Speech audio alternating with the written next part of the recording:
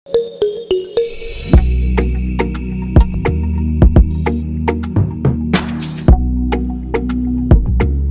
number 10 to 14 answers the questions based on the following information. Given below is a network diagram of a travel network from A to J. The arrows indicate the direction of the routes from one station to the other. Time taken in hours to cover the distance between two stations is written over the arrow. देखो आपको 2 points given है A and J. इन दोनों के बीच में different root आपको indicated है और ये जो नंबर रिटन है, लेट से सपोज E और H के बीच में ये 3 रिटन है. इसका मतलब है कि E से H तक जाने में ट्रेवल टाइम 3 आवर्स है. सो आपको इस इंफॉर्मेशन के बेसिस पे टोटल 10 to 14 क्वेश्चन सॉल्व करना है, right? Come to question number 10. इसमें क्या कह रहा है? If the critical path is defined as path taking the longest time, which is the critical path between A and J. अगर आप फर्स्ट पाथ की बात करो तो यहाँ पे A, C, उसके बाद है F, फिर I और फिर J है. अगर इस पाथ में टोटल टाइम ड्यूरेशन की बात करो तो कितना होगा? 4 और 6 10 to 12 और 5 17. सो ये टाइम लग रहा है 17 आवर्स. अगर आप सेकंड की बात करो B की, तो B में क्या कह रहा है? A से B, B से D, D से C, उसके बाद है G, फिर F, फिर I एंड J. अगर आप सेकंड की बात करो तो यहाँ पे टोटल टाइम ड्यूरेशन कितना है? 3 और 2 5 4 9 3 12 4 16 2 18 और 5 23. सो यहाँ पे टोटल आवर्स लग रहा है 23 आवर्स. अगर आप C की बात कर रहे हो तो यहाँ पे A से B, B से D, D से फिर C, C से F, I एंड J. यहाँ पे टोटल टाइम है 3 and 2 5 4 9 6 15 2 17 और 5 22. सो यहाँ पे आपको लग रहा है 22 आवर्स. एंड लास्ट में क्या कह रहा है? A C G F I J. तो A से C, C से G, G से F, I एंड J.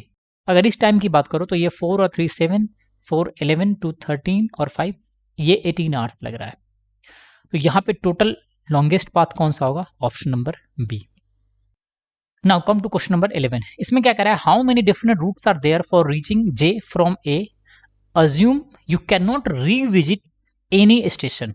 क्या मतलब है कि A से J तक आपको जाना है और एक बार अगर किसी पाथ को चूज करते हैं तो आप दूसरी बार वहां जाने के लिए सेम पाथ को या सेम स्टेशन को चूज नहीं कर सकते. सो अगर आप फर्स्ट पाथ को देखोगे A से B, B से D, E, H and I, ये एक पाथ है. अगर सिमिलर वे में सेकंड की बात करोगे तो आप A से C जा सकते हो, C से F, F से I और I से J. अब थर्ड पाथ चूज करने की बात करोगे तो यहां से A से C आपको जाना ही होगा, रिविजिट करना ही होगा. सो ये पाथ कंसीडर नहीं होगा. So maximum number of path कितना होगा? 2. सो हमारा आंसर क्या होगा? Option number A. Question number 12. A person is travelling by scooter which consumes 100 ml petrol per mile. If petrol cost Rs 25 per liter, what is the cost of petrol of a journey along ACFIJ? तो आप simple बोल सकते हो cannot be determined without any hesitation. वो इसलिए कि यहाँ पे सिंपली टाइम गिवन है, सारे रूट में टाइम गिवन है, स्पीड क्या है और डिस्टेंस क्या है ये मेंशन नहीं है. तो वेरियस कॉम्बिनेशंस होगा जिसमें टाइम को हम कांस्टेंट रख सकते हैं. से सुनो, सिंस आपको पता है स्पीड इनटू टाइम किसके इक्वल होता है? डिस्टेंस के. तो अगर आप टाइम लिखोगे तो डिस्टेंस बाय स्पीड होता है. अगर इसको कांस्टेंट रखना है तो इसको न्यूमरस वे में चेंज कर सकते हैं. यहाँ पे क्या लिख सकते हो? D1 S1 is equal to D2 S2 and something like that. बहुत सारे पॉसिबिलिटी है. तो स्ट्रेट अवे आप बोल दोगे ये संभव नहीं है. Question number 13. If two persons start traveling from opposite ends at the same time on the route A, B, D, C, G, F, I, J. A, B, D, C, G, F, I and J. इस root की बात कर रहा है. At 20 miles per hour, then between which point do they meet? आपको पता करना है कि इस रूट में वो किस दो पॉइंट के बीच में मिलेंगे. सो यहां से A से D के बीच में टोटल टाइम कितना लगेगा? 5. तो J से I में आने में भी टोटल टाइम कितना लगेगा? 5.